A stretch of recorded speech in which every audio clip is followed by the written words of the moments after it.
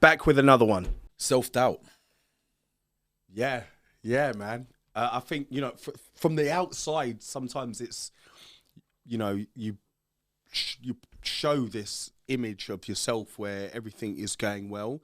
And with training, everything goes well for the most part. But actually, like when you push when you push in yourself out of your comfort zone, there's always those, the little voice in your head, that element of self-doubt where you question your ability to actually carry out what it is you've set out for yourself. And that's something that I've kind of dealt with throughout my entire life when it comes to, I'd say right back in school, through competing in competitive sport, with my business. Now I regularly have to talk that inner bitch out of myself. Imposter syndrome and all these things that come in. Yeah, same. when it comes to lifting and maxing out on a lift, you get that voice, can you do this? Are you sure? You then try to find a reason to not do it. And that voice is powerful. It's powerful, man. And people listen to that voice too much. And that, I think, like when you talk about self-doubt and you talk about self-trust, of course there's behaviours and how you do things that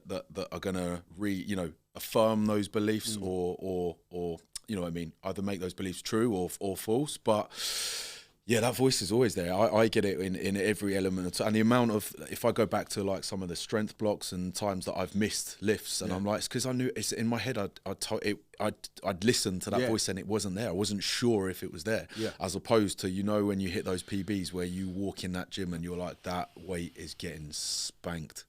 It's crazy what that voice can do when you listen to it, when you nurture it, and which direction you move it in. It's powerful. Yeah, the power of the mind, man. Like, at the end of the day, you live inside your own head, isn't it? Your own voice is the voice that you hear the most above anything else.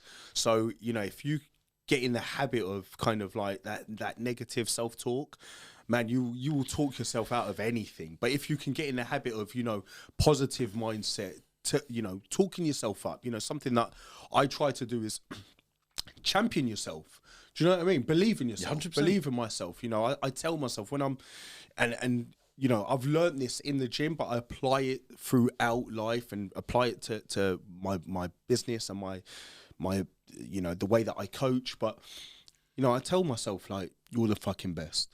Do you know what I mean? Whether other people think it or not, it doesn't matter. But I need to believe it to get the job done. Yeah. So self-doubt somewhat drives me because I'm not a very success-driven person. Right. I'm a fear of failure-driven person. Okay. So it's always been one of those things. You know me. I'm not very materialistic. I'm not very. It takes a lot to get me in a suit and dress me up. It takes some serious effort, right? I'm the one walking around in looking like a scruff half the time, but Crocs. It's not. Yeah, in Crocs. Yeah. Well, I'll say nothing now. Yeah, no, it's fear of failure is what drives me, and part of that comes with a lot of self-doubt. It's having to push past that, but I try and direct it into a positive. So how do you get over that fear of failure? Because that, for me, is something that's crippled me at times. Yeah, in my life. It gets to the point where I won't. I know I've done it where I won't try something because I'd rather not try than fail. Yeah. And I'm better at getting over that in the gym, but I still need to work on that in other aspects of. Do you know what? It's probably one of my genuine biggest struggles that I probably don't talk about a lot. But yeah, in my business, my stress increases. So anytime things grow and get better, I get more stressed, and I get more stressed not because of any sort of fear of success. It's because I still don't feel like I've reached success and I've just set a new level. Yeah. And then that feels like even more to lose. So my fear of failure actually gets bigger. Okay. Crazy, eh?